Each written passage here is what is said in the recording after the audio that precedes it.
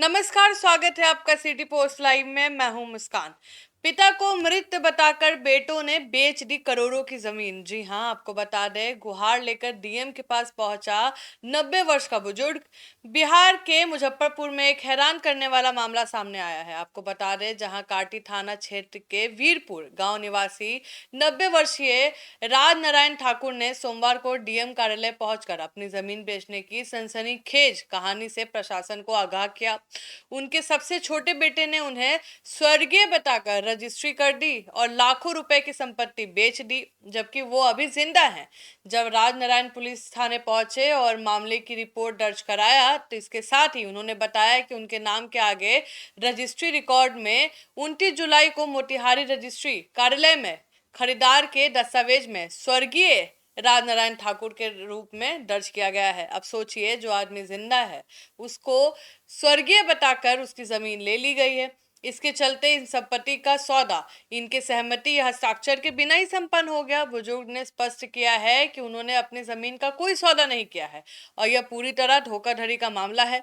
इस मामले में राजनारायण के 5 बेटे हैं, लेकिन उनमें से कोई भी उनके साथ नहीं रहता है, ना उनकी देखभाल करता है।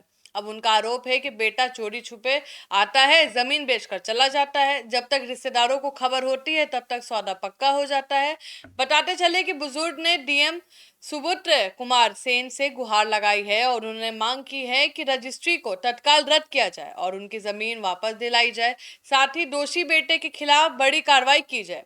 साथ ही उन्होंने यह भी कहा है कि यदि उनके सभी बेटों के बीच 100 रुपए के स्टैंप पर सहमति से जमीन का विभाजन संभव है, तो इस प्रक्रिया के लिए तैयार भी हैं वो। सोचिए कि जब पिता का जो जमीन है उसको बेच दिया जाता है और पिता को स्वर्गीय दिखा दिया जाता है, बच्चे रखने को तैयार नहीं है, देखभाल नहीं करते हैं, और जमीन बेचने के बाद भी पिता बोल रहे हैं कि अगर ये लोग अपने में बराबर का हिस्सेदारी करने को तैयार है तो मैं वो भी देने को तैयार हूँ।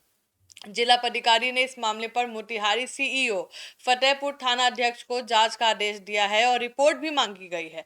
उन्होंने बुजुर्ग को सुझाव दिया है कि कानूनी सहमति से संपत्ति विभाजन संभव है, लेकिन धोखाधड़ी होने की स्थिति में संबंधित बेटे के खिलाफ कानूनी प्रभाव भी सुनिश्चित किया जाएगा। कृषि प्रधान वीरपुर थाना आसपास के ग्रामीणों ने इस घटना से आक्रोश और संवेदना दोनों की लहर दिख रही है।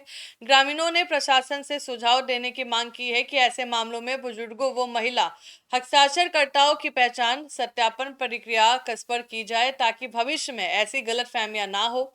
आगामी समय में स्थानीय प्रशासन के स्तर पर जमीन रजिस्ट्री प्रक्रिया में सुधार और वृद्ध लोगों के दस्तावेज सत्यापन की व्यवस्था की आवश्यकता को लेकर चर्चा तेज हो सकती है। तो फिलहाल इस खबर में इतना ही। आगे की खबरों के लिए बने रहें। धन्यवाद।